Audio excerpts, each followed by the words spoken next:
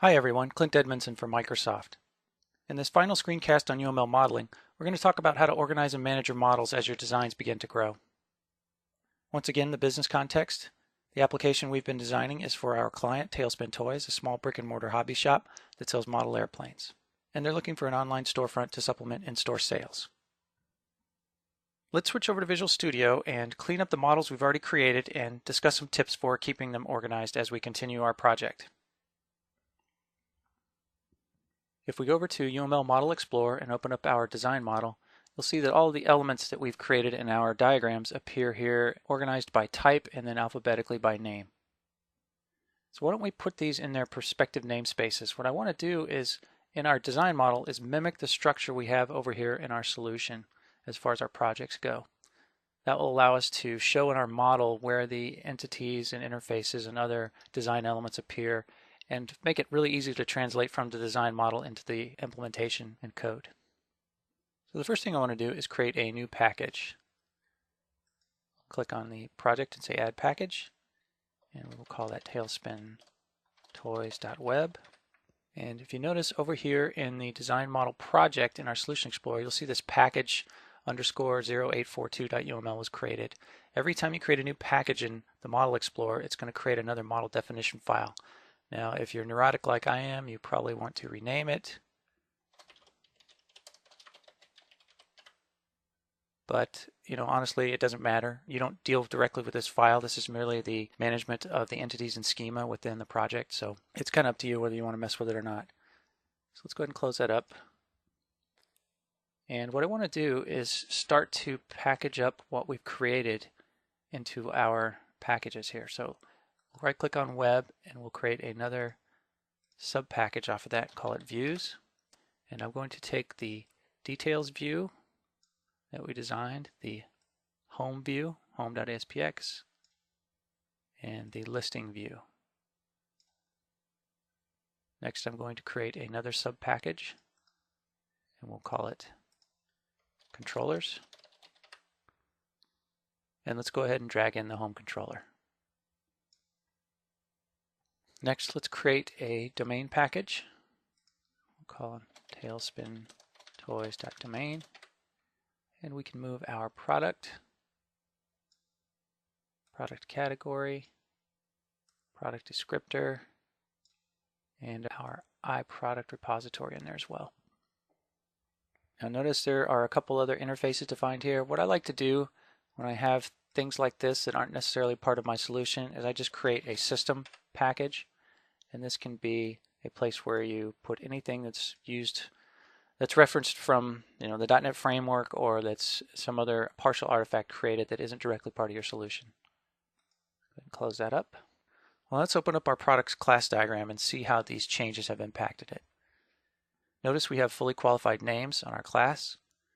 So what I'd like to do is let's open up our properties, and I'd like to hide that since that's really kind of noisy for this diagram. We really don't want to show that. So I'm going to click on the background of the diagram, and we'll go down here and you can see where it says linked package name, and it's by default it's set to the root package or the project model itself, since that's what was available when we created it.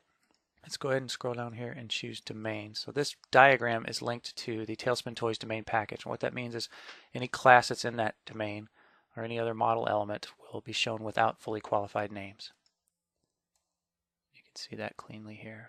Now the next thing I think we should do is add another package for our SQL implementation. So let's do tailspintoys.SQL repository.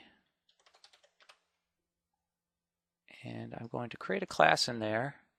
Let's add a new class, and we'll call that SQL Product Repository. And what I'd like to do is include that in this diagram on products to show that we have an implementation of that interface. I'm going to drag it over here. Notice it shows the fully qualified name as well. And if I want to, I can hide that. Let's go ahead and do that. So that is in a different package. That's why it shows the fully qualified design name. But let's go ahead and hide that. So I right click on it. You can say hide qualified name. And what I want to do is show the inheritance relationship to show that it implements this interface. Let's go over to our toolbox, and we will click on the inheritance tool and Pop that on there. Notice how it automatically pulled in the interface since it wasn't there.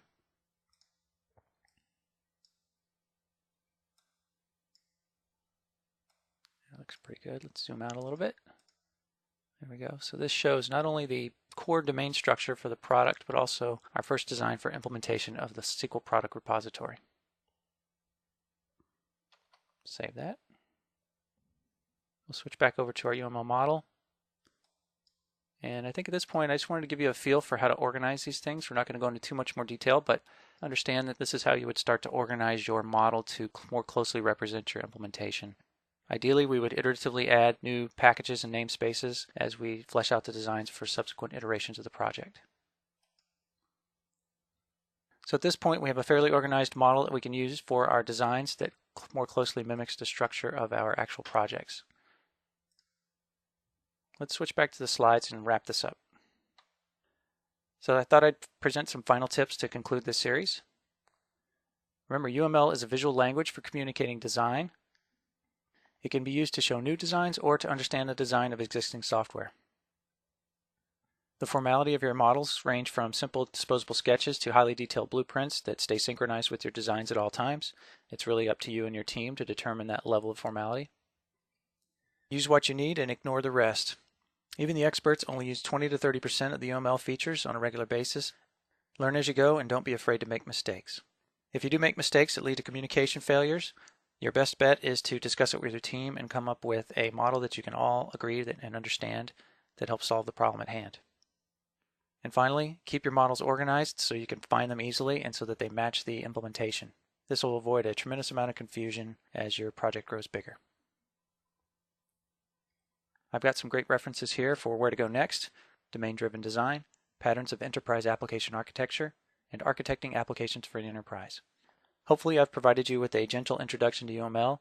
These 3 books all use UML as the basis for teaching higher level software development design constructs and strategies. Finally, some resources. This entire series was produced using the modeling tools in Visual Studio 2010 Ultimate. I've also included the Visual Studio Architecture Team's blog so you can stay up to date on what's going on in the architect space. And you can visit my blog to get the materials for this screencast series. While you're there, drop me a note to let me know what you'd like to see more of, whether that would be more deep dives into individual diagrams or other elements of the modeling, or seeing an application designed and implemented from beginning to end using the tooling you've seen here. Thanks for tuning in.